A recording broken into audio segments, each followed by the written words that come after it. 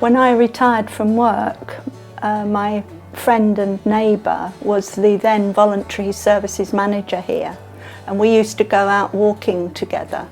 And I didn't realise at the time that Mount Edgecombe relied on a body of volunteers to help with the work. I worked in an office all my working life, and it was an opportunity really to do something completely different. Because I do an afternoon shift, the main thing is I take the tea trolley around to all the patients in the afternoon. Generally anything that's not of a medical or clinical nature that will free up the nurses for looking after the patients for their medical needs. It's a lovely environment to work in. A lot of people think that's odd because it's a hospice, but there's no sadness or dreariness about it at all.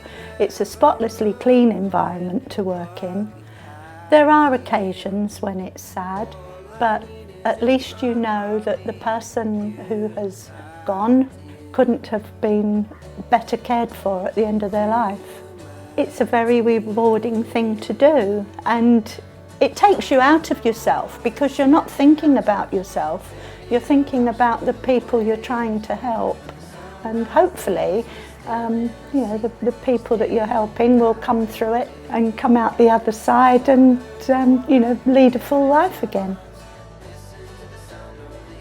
When I retired from work, my career always was dealing with members of the public, dealing with situations where people are in trouble. So I wanted to continue that.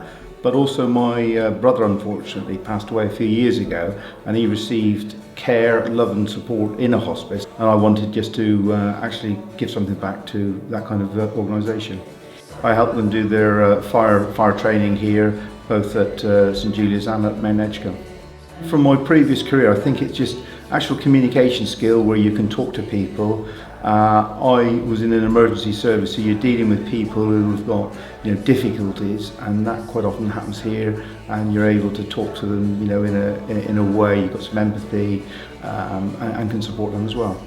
When you come into an organisation as a new person, even as a volunteer, it's am I going to fit in? And I have to say that, from the doctors to the nurses to the catering staff, the housekeepers, all the volunteers, absolutely superb. And they're all like-minded people. They have a sense of humour. It is a place, obviously, sometimes of sadness, but there is also a lot of joy and enjoyment here as well. The reception volunteer, which is what I do, I sit at the main desk, I answer the telephone, and I'm the first point of contact when people come into the hospice, perhaps for the first time. It's absolutely great. It's really rewarding, and I think anybody who comes into this will enjoy it. Some people, may say, oh, I couldn't do it. You've got to go and give it a try, and I think you'll be pleasantly surprised.